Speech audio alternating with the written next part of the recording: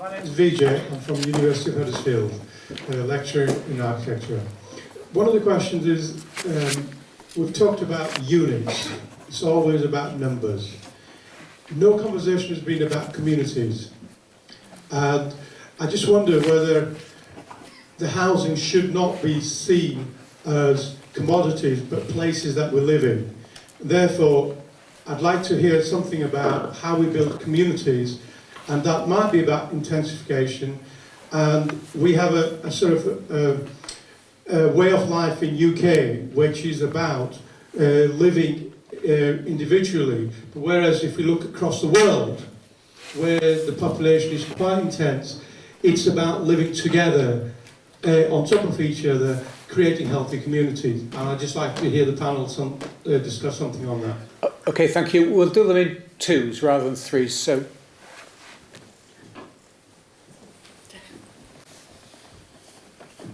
got this. Now I've got two roving mics.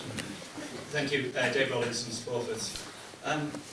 We've heard some really good ideas about the long term. I suppose I'm interested in the short term. Many communities believe that planning and development is done to them rather than by them and for them. So my question is, what initiatives or opportunities do the panel think are there to try and empower communities to support the approach to address this housing crisis? Okay, thanks. We'll work down the line. Toby first, and we'll work right down.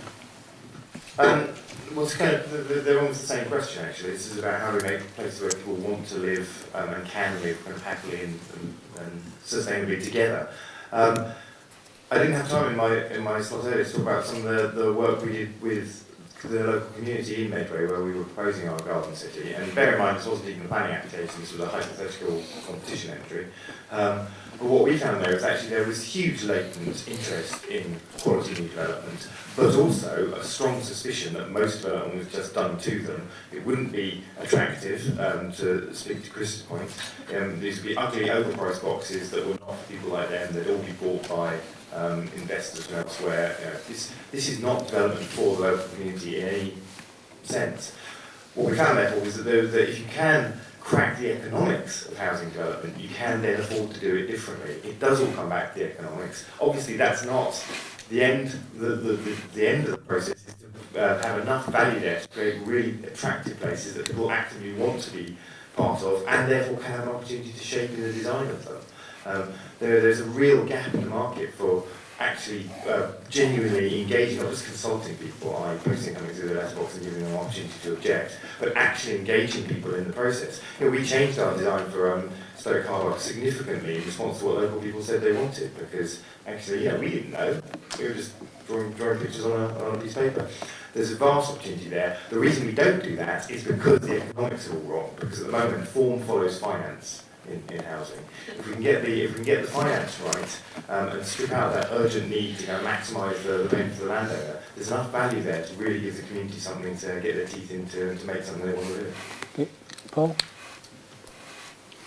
I'd certainly agree very strongly with the first question, actually, and it was a point that I made very strongly throughout my presentation, that the way the planning system currently works in this country is that it's all about significantly boosting the supply of housing, 5-year deliverable land supply, and everything else is a secondary consideration. And if you look at most local authorities also having to deal with things like budget cuts, all they're concerned about really is just trying to, how do we meet our 5-year land supply target. And I think if that's one of the key effects of the National Planning Policy Framework, then for me the National Planning Policy Framework isn't working and it needs to change. And I think, again, to go back to my original point, planning is all about the long term. It's actually thinking much longer, not just about how we protect the important aspects of our environment, as I was talking about earlier, but also as well about how you get these community facilities, the sense of community built alongside. I think our last speaker, I was really pleased to see that he used the example of Freiburg in Germany, because the urban extension they built there, which was on a brownfield site, an old French army barracks on the edge of the city, there's some really good things to pick up there in terms of community car clubs, how the developments were designed to encourage a sense of community. It's something we can learn from a lot. And in terms of the second question on community empowerment, I mean, again, neighbourhood planning has worked very well where it's been done. I think one of the big problems that we have seen with neighbourhood plans, though, is that perhaps we haven't seen as many of them in kind of inner city areas or kind of areas that need regeneration, because in those areas what we do actually need is the support, the real financial support for communities to actually bring the sites forward and make the development happen. And so you do need a different approach there, and I think it is about, I think there is actually a bigger role for local enterprise partnerships, which we haven't mentioned this evening yet. The former regional development agencies that we had actually had a specific remit to encourage regeneration of brownfield land, and that's all gone out of the window with LEPs now, and they actually need to be held much more to account, be more transparent, and actually be a bit more upfront and getting in there about supporting community regeneration where it's genuinely needed. I'll just say that the point about community is well made. A housing estate isn't a community, because people talk about what schools are needed, what shops are needed, what recreation areas are needed, and I think there's a sense of alienation that people think they're getting housing estates but not communities, and I sense that people do want to be part of a community still, even something that's new, and I think that's a real problem for local authorities, because we are strapped for cash. I mean, my authority is taking an extra £38 million out of our budget next year alone. So we face huge problems in being able to provide what does make a community. Sorry, you've got your own little thing there. Okay, that's our side. Yeah, that's fine, if you're going to be like that. I always am, as you know. Yeah, I mean, I think it's a great question as well, Vijay. We do have to be careful in the rush for volume. We don't compromise quality and community, two very important words.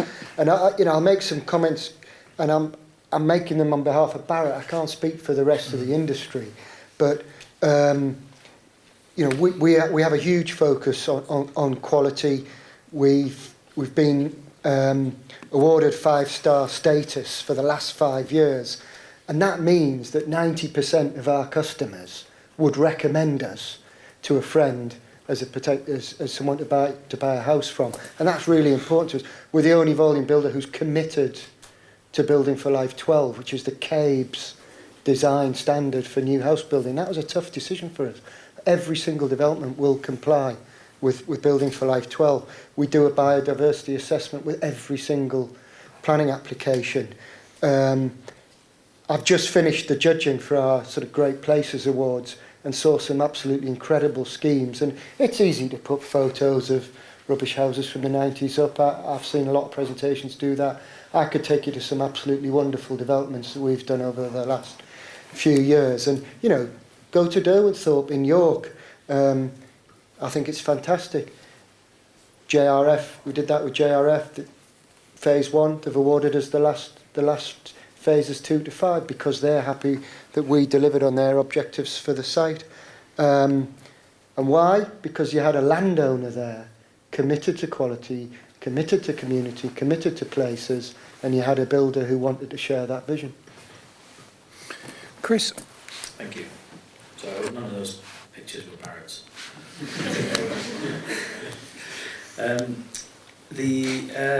Communities. I think if we're to really address this housing shortage that we're talking about, we're going to be building new communities as well as extending existing ones, and I think they're probably two slightly different challenges. Building new communities is you mentioned that lots of great examples around Europe of what makes a great community. And it's not really a dark art. It's having good amenities. It's those places where people who can meet and converse and exchange ideas and that sort of thing. So I think it is about amenities. I don't think it is about which is why I think there's a challenge with extending housing estates and that sort of thing without having the mix of uses that you were talking about earlier. Extending existing communities is a bit more difficult, as we talked about. There's a lot of NIMBYism, but I think that it again handled in the right way and providing people with what they're looking for Infrastructure, I think, it's and that's the difficult bit for developers, is how do we provide all that extra infrastructure that's required for, say, a new housing development. There's a chicken and egg that's equation there, really, and people who are living in those existing communities really want to see that infrastructure coming on board at the same time as the new housing, which isn't always possible. Okay, thanks. Can we see some of the people wanting to speak? Two colleagues there, and then somebody nearly right at the back. We'll take them in threes now. Yeah, fire away. Hi, my name is Carol Burney, speaking in a private capacity. I was really interested in your point you made about communities. And I think it's very easy to talk about existing communities, but actually a lot of communities aren't existing. A lot of them are very, especially when you're in a commuter town. What is the community in getting in your car, never speaking to your neighbours, and driving to the station and going to work, even if you're walking in? And how many people actually know their neighbours well, especially when you're moving especially in the private rented sector, when you're moving every sort of 6 months. And it strikes me that the culture and the political culture that we've developed over the last 20 or 30 years to this very individualistic attitude is actually going counter to the skills that we need to live together in a dense way. So that's kind of one thing I'd be interested in your question on, in your opinion on. And secondly, specifically, what about single people? Because the number of single households is rising so much, and yet where's the housing stock that we're going to live in? What are you expecting? Are we going to either we live in sort of high-rise flats, which might suit people in their 20s, but kind of not necessarily in their 40s or 50s, or maybe it will. It depends on the person. But there's this assumption that sort of you need this high-density urbanism for that. Or is there a possibility of actually living in a more communal way with larger properties, but then there isn't really the housing stock for that either? Or else you're left saying, well, if you can possibly afford it, I'm going to buy myself a 2 or 3 bedroom house, but that's a complete waste of space, when actually maybe a century ago 9 people would have lived in that house instead of 1. And so we can build all the new houses we want, but if our actual density of living in them is going down, then we're kind of fighting against that. And I'd be really curious about what you said about that too. Okay, thanks. I think there was somebody nearby. Thank you. Hello, Rob Tranmer, member of the Academy of Urbanism, worked for the HCA formerly, Yorkshire Forward. I've been involved in a great deal of planning in the Yorkshire region in terms of proactive planning for master planners for our towns and cities in the region, which focused on development of brownfield land. Given that there has been a lot of advocates of a multi-pronged approach to increase housing numbers, how do we make sure that we don't lose the focus on brownfield land? And is there a greater need for public sector intervention in things like land assembly and closing viability gaps to ensure that we can develop at the same pace as sites outside towns and cities? Okay, thank you. And the gentleman near the back. Hi, my name is David Wilkes and I'm speaking as a free individual. I actually wondered what the panel thought about the scope for introducing restrictions when land comes for sale for housing transfer. Thinking in terms of maybe some intervention on maximum values of land. Okay, thank you all for being concise. Philip first, and then Chris.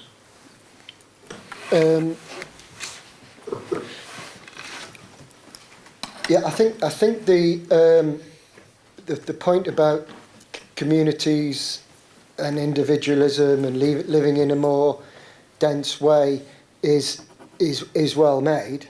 I don't know the answer, but I am struck that, say, in Manchester, 96% of all housing output was 1 and 2 bed apartments. So I don't know, of the data I know about, I don't see that is a sector that is being excluded from the new build market. In fact, I think if you look at most of our cities where I think a lot of single people would like to live, I think you'll find that smaller, denser product is what's being provided in volume. I think there is another demographic group, which is the elderly, That's hugely growing. I mean, but again, speaking of about, we're never going to be a care provider, but we are developing a product for that kind of 55 to 75, 80, because we think there's a threshold around about 75 to 80, depends on the individual, where you will not move by choice. You will either move because your kids force you to, or you're going to die there. But that product, you know, we're looking at, and it's about easy maintenance, low costs, thermally sealing areas so that they're only in use when family and friends come. So it's a small product, but with storage and visitor space. So I don't think you could overlook that sector as well. And the point about brownfield, yeah, you know, as I said, we were 63% brownfield last year. We're not going to lose our focus on brownfield. In fact, I can tell you, I hope I'm not giving my state secret, I kicked off some research only recently to find us viable brownfield sites. So again, I can't speak for the rest of the industry, but it's never going to not be a focus for Barrett. Chris? Just on the housing and communities, I think just going back to that innovation and finding another model, we should be able to build high density without it necessarily being high rise. So I really feel that all 1 and 2 bed flats don't need to all be in one block, and then your houses are over here and your old people are over there. And by innovating and really coming up with creative design solutions, we should be able to accommodate all those different demographics in one place, which really will help to enhance those communities. But again, it comes down to having a different design model, different solution. The brownfield land, how do we ensure we don't lose our focus on it? Well, part of that I think will be planning led. There's a favour of brownfield land before greenfields. I think that is having an impact. There seems to be there are obviously some brownfield sites that do have viability issues because of their previous land uses, and I think that does there needs to be some solution to unlocking that. But I think a lot of it, certainly some of it,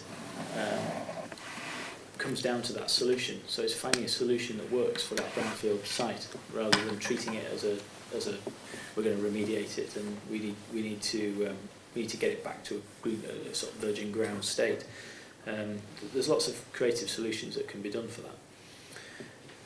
In terms of the question about restrictions on maximum values of land, I'm probably not the right person to answer that one. I think Toby will probably have something insightful to say, so I'll leave that one for him. Okay, Paul and then Toby. Thanks very much. It's some really interesting questions there. I think on the maximum values of land, I mean that's a really interesting question that I think a lot of people in the planning and development world are going to be thinking a lot more about. There's increasing interest in the use of compulsory purchase powers, for example. There was a seminar that both Philip and I were at last week, actually, where we had a long chat about that. They're going to be there's increasing encouragement to use them in Greater London, for example, in the development of housing zones. And there's a debate happening at the moment whether you can just confine the use of compulsory purchase orders to, ransom strips, particular areas where you could actually get a big development across a wide area, but a particular landowner is holding out.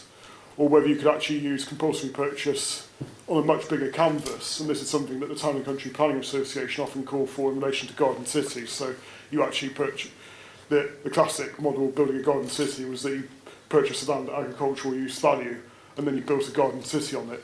As Philip will tell you, there's been quite a bit of case law since then, and things have moved on. And so, and it was interesting to hear some of the points in Toby's presentation about how you deal with the kind of the return to the landowner, but it's a debate that's going to continue. There's a really interesting, another thing that came out of this seminar as well was what kind of help do local authorities need? So some people think they need help with master planning these big developments, but people in the Greater London Authority actually don't think that's the case. What they think local authorities actually need the help more with is actually getting from the master plan to actually executing it, to actually getting the expertise back again to do compulsory purchase orders, also things like brokerage, or all these kind of things, working with landowners. So it's a really interesting area, and I think we haven't heard the last on this. So on density, yes, again, I'd absolutely agree with the points that have been made. But one of the things that really does concern us about how planning works at the moment in the NPPF is that it just leaves it up to local authorities to set local density standards. We can understand why that's there, but we think that we do need to have we should be building density to at least a minimum to make sure we're making good use of land. And it's important to separate out the kind of density that you see in planning policy, 30 to 50 dwellings per hectare or whatever, from the amount of space you provide within a development. And here we would support moves towards having internal space standards again, because one thing I did learn from the lectures that Lindsay Smales never taught me about 11 years ago was that key thing about good design is allowing people to move into homes that are flexible, that allow them to adapt over time. So they have more space when they raise a family, and perhaps less space when they're older. And a lot of the housing that we've been building in recent years hasn't had sufficient space within housing units to be sufficiently flexible, and that's something that needs to change. Brownfield focus, as you heard from my presentation, couldn't agree more with that. Interesting to note here that Leeds City Council is genuinely trying, despite all its greenbelt releases, to do the right thing. They've actually said in their core strategy they actually want to make sure that brownfield sites are developed first. But again, seeing the NPPF in action, the planning inspector actually watered down that policy. So again, something's not working right there. Thank you. So it's this kind of endless litany of people groaning on at you. So,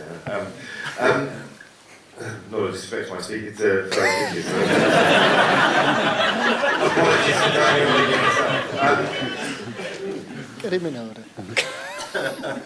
Single people and the kind of, I think what you're getting at is that there's a problem in the kind of the nature of the built form, that it's not really very well suited. A lot of what we're building now is not very well suited to actually the way people live. And this goes back to the earlier point about communities. I agree with that entirely. This is an entirely personal perspective, but I'm part of a co-housing group that's trying to, I emphasise, it takes forever, to actually build a co-housing scheme where it's designed to include all people at all different ages and stages of life, but designed so that you actually integrate and interact with your neighbours on a daily basis. Actually, most of our housing at the moment is designed to minimise interaction in the name of privacy. Right? And we have these insane kind of overlooking rules in cities. It's a city, of course it overlooks your neighbours. It should overlook your neighbours. It's friendly. But again, the system is not set up to provide those sorts of collective options, which can enable people to actually solve their own problems, their social problems, their environmental problems, and their housing problems all in one go. It is very difficult, and I think as part of the greater diversity in the building supply system, we need to create opportunities for community groups to actually get together and provide housing that actually meets their needs. And that will help with some of the design issues that Chris was raising as well. On brownfield stuff, yes, I probably should comment. Yes, is the short answer. We do need to be doing far more to deal with urban brownfield sites. As Philip mentioned, you quoted the site down in the centre of Leeds. It's sitting there empty, and at the same time you're lobbying for greenbelt release because it's not viable. Right? If that site is not viable, I don't know that particular site, but if it's not viable to build on it, that just tells you there's something fundamentally wrong with the economics of our development system. And yes, you do need compulsory purchase orders potentially as one tool in the box, because we need public authorities to be getting much more involved in land assembly, and that does mean getting the land in at reasonable prices, because it's the price the land goes in that defines everything else afterwards. And if that site is too expensive to enable quality development on it, then it needs to come into the system cheaper. Just the question you raised, I was at a meeting in my hometown of Castleford last week, and I very foolishly asked people if they wanted to ask me any questions. And one of them was, why are we a disgrace in not building more houses for elderly people? I said, we're not building any houses at all, to be fair. And people have a perception, certainly in Castleford, that we should be building houses for elderly people. The truth is, houses are simply being built, and there is a growing mismatch between the houses being built and what people actually need. The point that you were making, I think, is entirely right. We are living longer, so our needs are different. You've got more people as we've seen, who are living at home, who just want a space of their own for the time being. And I think the point that was made about houses being adaptable is a good one. My hometown are hoping to build a rugby league stadium, so you might have the basic stadium, but it can be added on to, I suppose, taken off if we do badly, which of course we won't. Well, we won't. We finished fourth in the Super League. What a season! Anybody else want to ask any questions? No, Terry, you can't because you chaired it yesterday. I want, if I struggle, Kevin, who I know, and then you, sir. And we'll take those two and we'll see how we go for time. You can keep it short and sharp. Kevin, there first. Thank you. Kevin Trickett, President of Wakefield Civic Society. No favouritism there, you see. Chris touched on this a little bit at the end, in terms of design. In Wakefield, we are seeing things start to pick up in the number of applications coming through for housing developments, but so many of them are same old, detached, semi-detached houses, all relying very much on car use because they tend to be pushed further and further out into the suburbs. And we're not seeing anything innovative, and yet in a country which is obsessed by the property porn of grand designs, developers are telling us people will only buy what they build, but they're not given the choice. What can we do to stimulate experimentation, innovation, design? The gentleman behind, Kevin. Thank you. My name's Clive Woods, Chairman of Airborough Civic Society and member of Leeds Civic Trust. I'd like to focus in again on this inner city dereliction that we find, certainly I live in Leeds, certainly in the centre of Leeds and in Bradford particularly, and contrast that with the outer areas where, yes, there are brownfield sites, and where in the area I live we've had a 10% increase in population, mainly because of former mill sites and other industrial sites disappearing. And yes, they're not derelict, it's outer Leeds, and therefore the developers, the large developers, are very happy to develop them and put on 3 or 4 bedroom houses. I would like to know how you get the big developers to actually do something about derelict sites in the inner city, because they only concentrate, it would appear, on outer areas, and now they want the green belt. Thanks. I will take you, Terry. You see, for those who know Terry, he's dressed very casually tonight, by the way. I like the tie, Peter. I told him this tie costs more than his entire outfit. Thank you, Peter. Sorry, the contribution I wanted to make, and it'll end up in a question, is as short as possible. And Peter and Denise will know this, but my wife and I lived in a village called Heath for 10 years, with village sports, tremendous activity, socially, unbelievable really, and we decided that it was time to move into the city, when city living was all the rage. And we developed part of a hospital site, and we live in a flat on the top. There are four flats beneath us, and there's a lift that serves, and then there's some houses at the front. In 10 years, I've never shared the lift with one of our neighbours. I think it's me. What's the question, Terry? The question really is, I expected it to be a very exciting, it is an exciting place to live, but the neighbours don't see each other. We occasionally pass in the corridor, but there's no facility to be able to communicate well and have a good repertoire. In fact, probably of the ones in the immediate vicinity, I probably only know about 4, and there's probably 20 households. Is there something that really we should consider when developing in the urban footprints? Okay, thank you. I'm going to start with Chris and work down the line, and then we are going to hand back to Adrian to wind up. Chris. Thank you. So, answering the first question first, Kevin, what can we do to stimulate quality design? I sort of touched on this a little bit earlier, that there is a risk for developers with doing anything new, and so there's lots of reasons not to do anything different. Brief, yeah. I think what really makes things easier is precedents of people, examples of people doing things differently, really exposing people to other European developments, other exemplars, and I don't know if there can be some sort of, I think a lot of the quality of it comes down to it's about aesthetic and design and spaces and volumes and layout, but it's also about sustainability and public amenity and the configuration of what residential properties you're putting on there. Probably coming back to Terry's point about what other amenities you can contribute. So how do we promote that? I think market forces have to do that really. If we can get some real exemplars, the market will follow, and people will want to. People will take the lead on that. Will follow the shining examples. The second question about derelict sites in the city and how do we get big developers to do that? I think probably the challenge is that there's a generalisation, but developers will do family homes. So there'll be you detached, you semi-detached homes, and then you've got urban sort of apartment blocks, and it's really trying to merge those things into mixed use, something that was cited before, mixed use schemes that actually have that real mix of different demographics. Urban derelict sites are not obvious for family homes.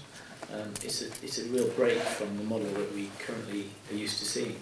So they tend to be viewed upon as having a focus for apartments.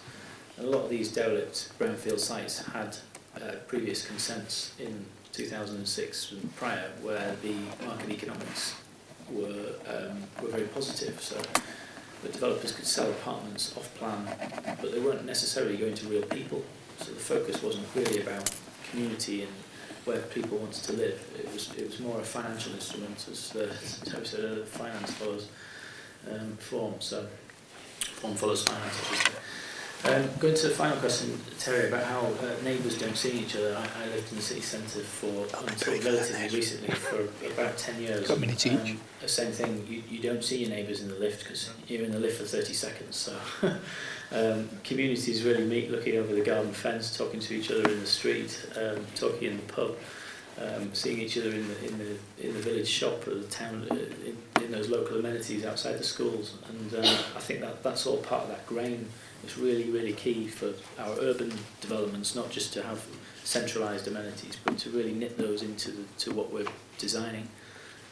And I think it's all part of that same solution, really, getting mixes of different people and different demographics into urban brownfield developments.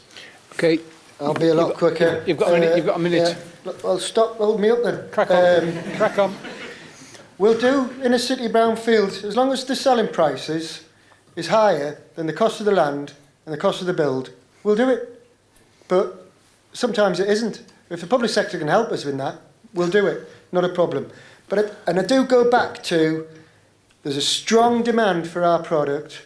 90% of our customers are happy with our product, over 90% actually. We do a massive expenditure on what our product should be and what our customers want. So I wouldn't want the room left with this sense that we build rubbish that no one wants to live in. That's not the reality. Yeah, we've got our own, thank you. Paul, you've got a minute. Yeah, well, first question, too many detached houses, yeah, well, that's a classic outcome of having a planning policy that's just completely market-led and just allows builders to build what they want, where they want. If we actually want to build the right sort of housing, then you need to give local authorities the power to do that. On innovation, I'll look at the report I mentioned earlier on encouraging small and medium-sized house builders. Philip mentioned Holland.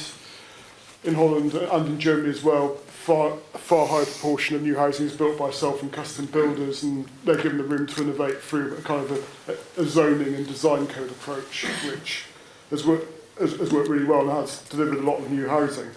And I think, finally on the point about brownfield sites, I think that's an important point that, not all brownfield sites are necessarily going to be suitable for development, and you also need to think about the high biodiversity value, high environmental value on many brownfield sites. And And again, that's an interesting debate which is going to, I think we'll talk more about. And I think what you need to do there is think about how you can actually plan for the biodiversity in brownfield areas strategically. So what the jargon term green infrastructure. I mean, some areas like Greater Manchester and I think also in the Durham Valley have been doing that very well, and it'd be good to see more of them. Finally, Toby. At the risk of sounding like a stuck record, how do you get developers onto the urban brownfield sites? As Philip said, they won't, if its finances don't work. Get the land in cheap and you can. But I would say don't just hand it over to a single developer to eke out supply and maximise sales prices. Purchase the land publicly, compulsorily if necessary. Chunk it up under a master plan, as Paul says with design coding, and give it out to 10 different developers, including your self-builders, including your community groups. Get a bit of competition and diversity going, and you'll be amazed at the results that can follow. Thank you. I'm going to hand back to Adrian, but before I do, can I thank Chris, Philip, Paul and Toby. I think we've had 4 great speakers. Thank you very much.